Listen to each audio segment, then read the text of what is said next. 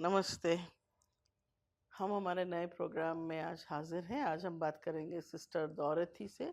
पटना में हैं हम, और वो यहाँ पे अर्बन पुअर, शहरी गरीबों के लिए कंस्ट्रक्शन लेबरर्स और ये सब लोगों के साथ काम करती हैं। तो हम उनसे बात करके जानते हैं कि क्या काम कर रहे हैं और क्या क्या समस्याएं हैं यहाँ पे बिहार में, पटना में खासकर। Thank you for coming to a show.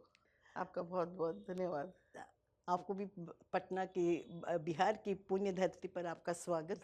तहे दिल से आप हमें खुशी है कि आप आई हैं, हमारे लोगों से मिले हैं और ज़्यादा करके शहरी गरीब के बारे में जानना समझने की कोशिश कर रही हैं। क्योंकि मेरी समझ से ये अनदेखी लोग हैं जो शहर को बनाते हैं लेकिन शहर उनको यहाँ रहने के अधिकार नहीं देती हैं।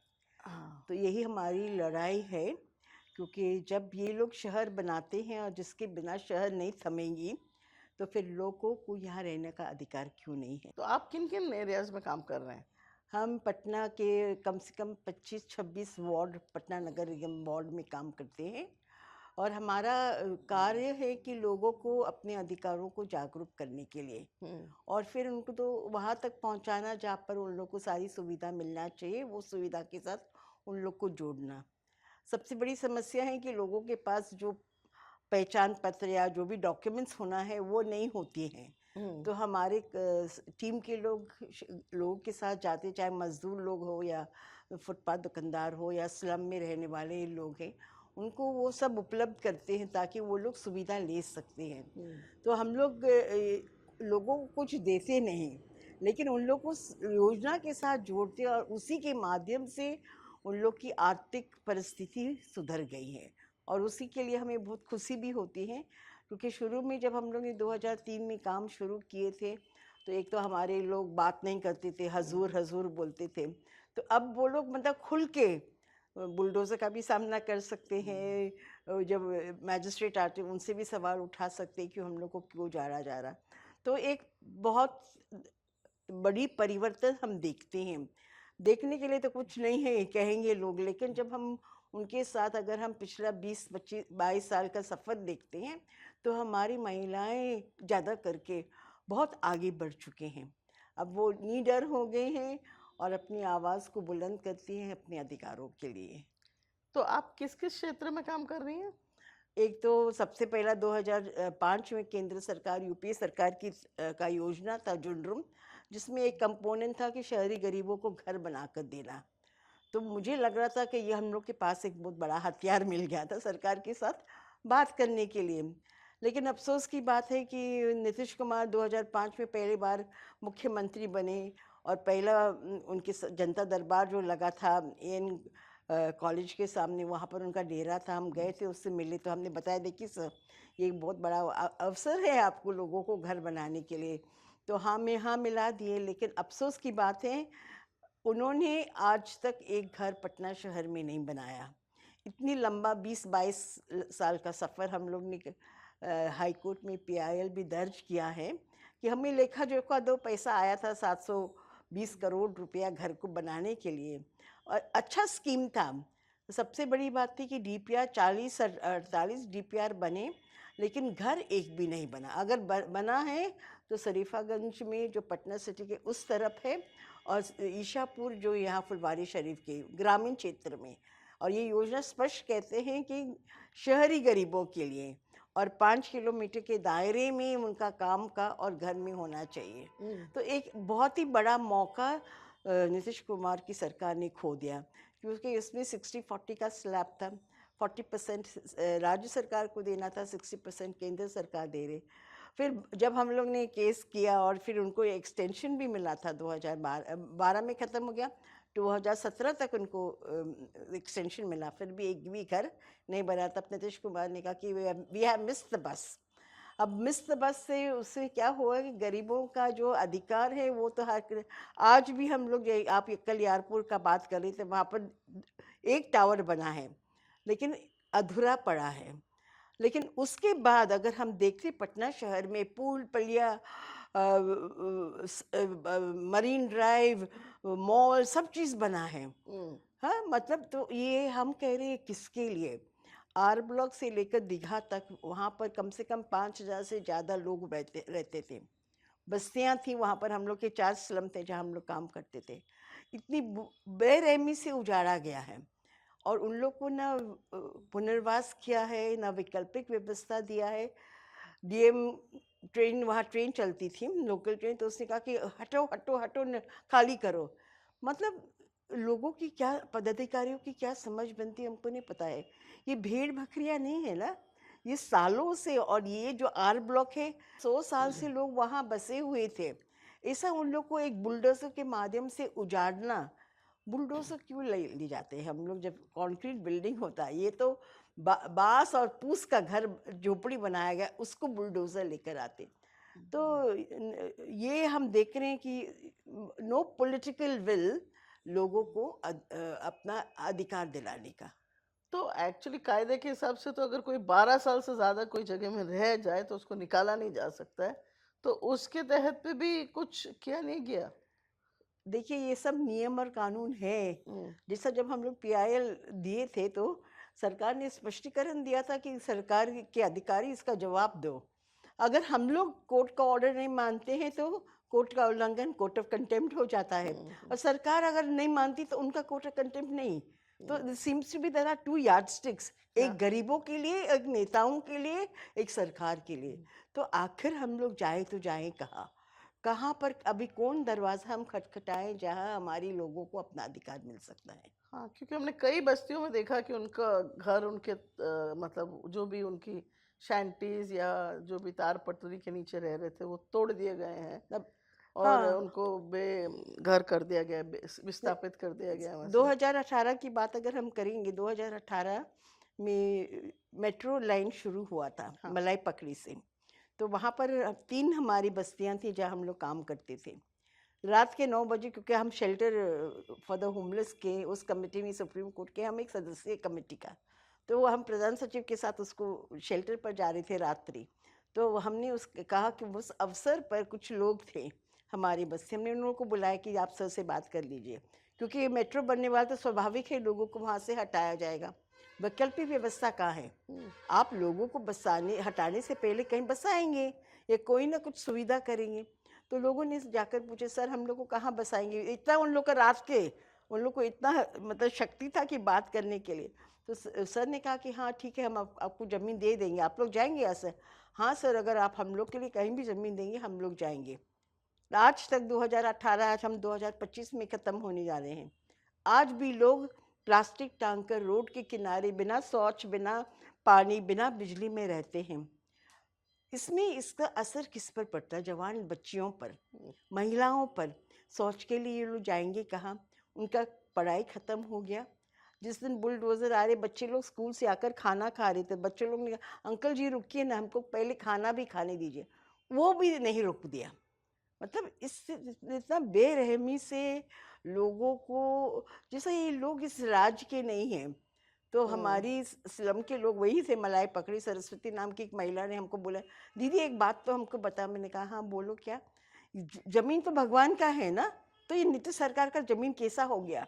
अगर भगवान का है तो हमको भी अधिकार है इस जमीन पर रहने का। हमने कहा बिल्कुल सही कह रही हूँ, क्योंकि अगर आप बिहार के वासी है तो आपको भी तो अधिकार है रहने का शहर में।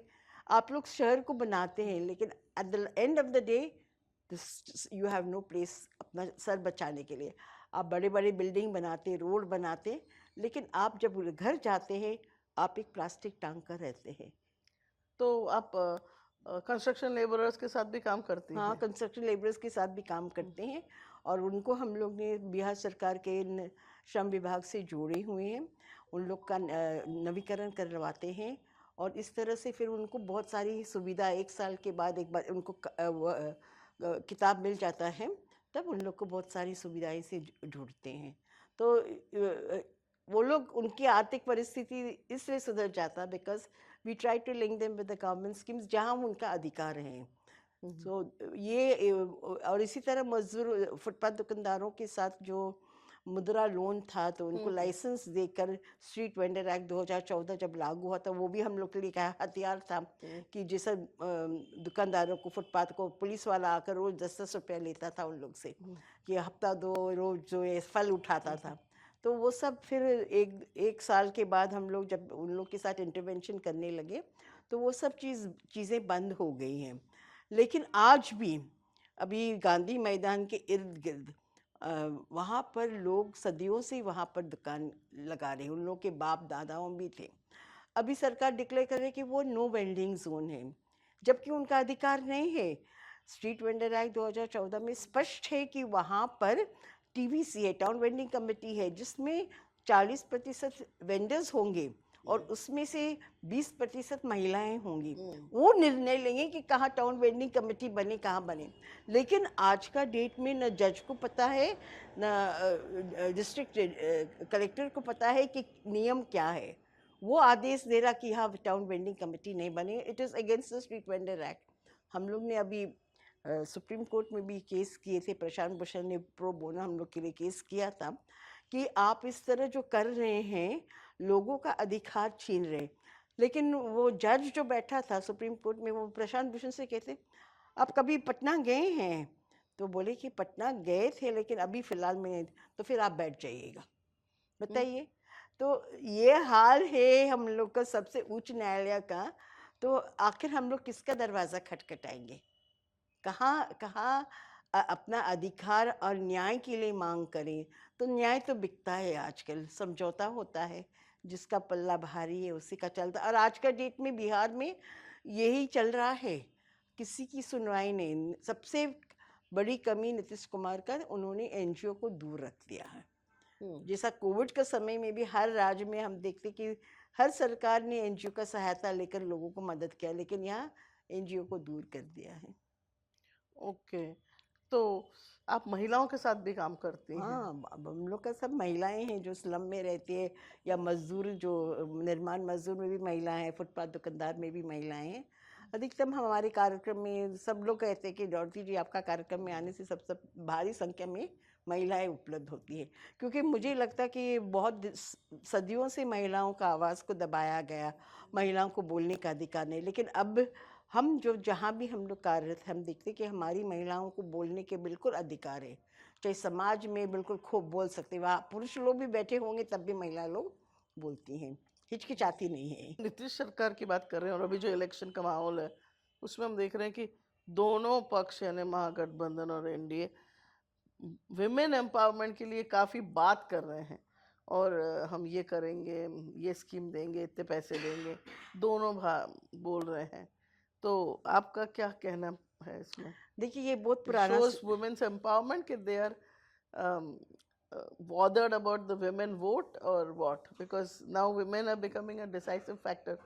वो अपने आप में वोट से अपने मर्जी से वोट देती हैं और कई बार एक डिसाइसिव फैक्टर बनती हैं इलेक्शन आउटकम में। हाँ, ये तो बात सही है, लेकिन ये मतलब बहुत पुरानी कहानी है कि मुजफ्फरपुर को ये स्वयं सहायता समूह महिलाओं का, उसी को नीतीश सरकार ने वहाँ पर ही मतलब सारी सुविधाएं दी थी। अच्छा, तो बाकी जहाँ भी स्वयं सहायता समूह को नहीं मानते थे, अब उसको जीविका में आपने कन्वर्ट कर लिया। जी, और जीविका में जैसा शबनम जी भी अभी जा रहे, तो महिला लोग की स्थिति जो ग्रामीण क्षेत्र में है, मतलब कर्ज में डूबे हुए हैं। और ये माइक्रो फाइनेंस जो चल रहा है, शुरुआत में यहाँ पर भी जीविका चल रही, हम तो उसका पूरा विरोध करते हैं, क्योंकि रियल प्रोसेस ऑफ जीविका के महिला को सशक्त बनाने के लिए, वो अपनी आवाज़ बुलंद करके अपने बात को रखने के लिए वो लोग सशक्त। लेकिन ये नहीं होता केवल पैसा जमा करना है, क्योंकि हम बहुत सारी जीविका की मीटिंग में यहाँ शहर में देखते हैं, ये लोग महिला आते हिसाब किताब करते हैं। तो मैंने जो प्रबंधक लोग होते हैं उनसे कहा कि आप लोग महिला लोग के साथ केवल पैसा का लेन देन करते हैं, महिलाओं को अपना अधिकार तक नहीं पता है, या ये जीविका का मतलब क्या है, स्वयं सहायता समूह का किसी को इसकी ज़रूरत नहीं। कहने के लिए कि महिला सशक्तिकरण हो रहा है, लेकिन असल में क्या महिला लोग का पैसा सरकार ले रही, वर्ल्ड बैंक में जा रहा है, वर्ल्ड बैंक उसको टर्न आउट कर रही है, महिला लोग कर्ज में डूबती जा रहे। अब महिला लोग भी इस चीज़ को शुरू में नहीं समझे, अब समझने लगी, लेकिन अभी तो बहुत देर हो गया, बहुत कर्ज में डूबे हैं महिला लोग। तो इसलिए मैं शहर में काम करती हूँ महिला लोग के साथ, लेकिन मैंने कभी इसको प्रमोट नहीं किया।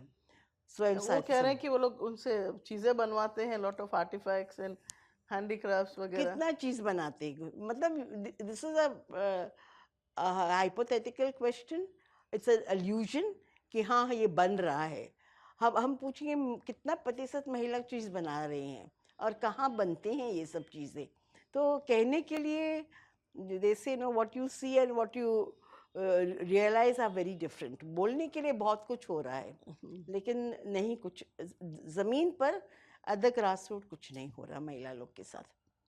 ओके। और दोनों, क्योंकि इवन महागठबंधन भी बोल रहे हैं कि हम, वो तो ये कह रहे हैं कि हम ये कर्ज माफ करेंगे और हाँ तो करेंगे, 30,000 हाँ देंगे वगैरह। There should be a process how you are going to, एकदम नहीं ना माफ कर पाएंगे, लेकिन भगवान करे कि हो जाएगा, महागठबंधन की सरकार आ जाएंगे, क्योंकि बहुत 20 साल से हम लोग दब गए हैं। There is need for a change, परिवर्तन ही बहुत ही ज़रूरी है बिहार में, क्योंकि ऐसा नहीं चल सकता है और नहीं चलेगा। ओके। और इसके अलावा आपका आगे आप क्या देखती है फ्यूचर? फ्यूचर यही देखते हैं कि अगर महागठबंधन की सरकार आती है, उनसे आपको आशा है? आशा है, क्योंकि हम लोग संविधान की बात करते हैं। कम से कम महागठबंधन जो हम लोग को एक सूत्र में बांधते हैं, एक भारत के नागरिक होने के नाते, यही हमारा हथियार है। उसका ही रक्षा करने के लिए हम महागठबंधन का सपोर्ट कर रहे हैं, क्योंकि जो बाकी विरोधी पार्टी तो बिल्कुल संविधान को मानती ही नहीं है, नाथूराम गोडसे के जय जय गाते हैं। तो इस तरह बापूजी का जो ये हो रहा है और संविधान का जो विरोध हो रहा है, इसके तो इस पक्ष में हम लोग नहीं है। हम लोग चाहे कुछ भी हो, महागठबंधन, क्योंकि जो मूल्य हैं देश के, what binds us together as Indians is the constitution and that is something sacred। तो उस चीज़ को आगे बढ़ाने के लिए हम लोग का हर प्रयास रहेगा, हमारे लोग को भी जागरूक करेंगे, क्योंकि सवाल ये, अभी जो वोटर लिस्ट में अगर हम नाम नहीं होंगे, हम लोग अपना अधिकार भी खोएंगे, और जो अधिकार हम चीख कर बोलते हैं आज, कल हम लोग हो सकता नहीं बोल पाएंगे। तो यही चीज़ हम लोगों को जागरूक कर रहे हैं, हमारे जितने भी दुकानदार हो या मजदूर हो या स्लम में रहने वाले, अभी आपके हाथ में ताकत है, चाहिए तो आप जिता सकते या हरा सकते, you have that power. Okay. So thanks for speaking to us and giving us your time. Thank you Thanks a so lot. Much, thank you. तो आपने देखा कि किस तरह से खासकर जो शहरी गरीबों के साथ सिस्टर डॉरेथी काम करती हैं और उनकी समस्याओं के बारे में हमको बताया, क्या क्या प्रयास वो कर रही हैं। आपका क्या मानना है? डेफिनेटली हमारे वीडियो पे कमेंट कीजिएगा, हम जवाब भी देते हैं। लाइक कीजिएगा और शेयर कीजिएगा। सब्सक्राइब हम आशा रखते हैं कि आप डेफिनेटली करते हैं। धन्यवाद। Thank you.